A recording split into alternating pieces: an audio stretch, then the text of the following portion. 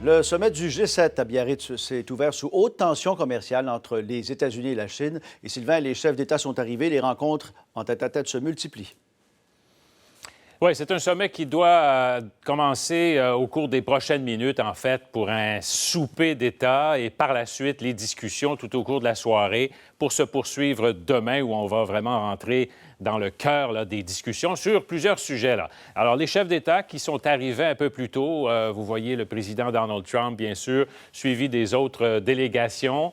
Le G7, évidemment, représente les 7 pays occidentaux plus 6 pays occidentaux plus le Japon.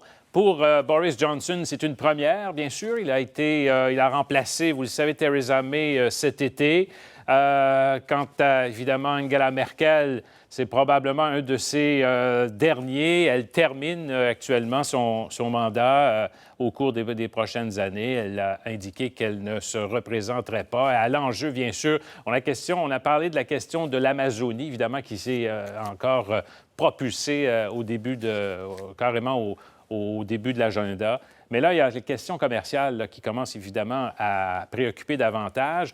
Mais d'abord, le président Trump qui est arrivé et qui, semble-t-il, a voulu d'ores et déjà calmer le jeu. On le sait, avoir un peu la propension à mêler les cartes et à bouleverser les choses avec des déclarations choc. Eh bien, c'est arrivé à son départ hier soir, très tard. Il a indiqué qu'il n'accepterait pas que la France ou l'Europe taxe les géants de la haute technologie, les GAFA, là, Google, Amazon, Facebook, Apple. Sinon, il allait, lui, imposer des taxes sur les vins français. Écoutez-le.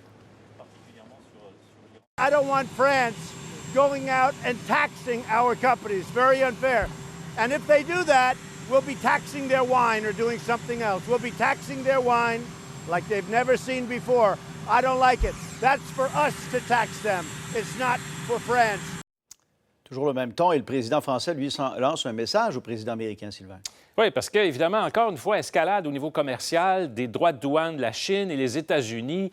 C'est une guerre, évidemment, qui fait mal à peu près à tout le monde. Et là, le président a lancé un message qui était directement là, voué à être entendu par le président américain.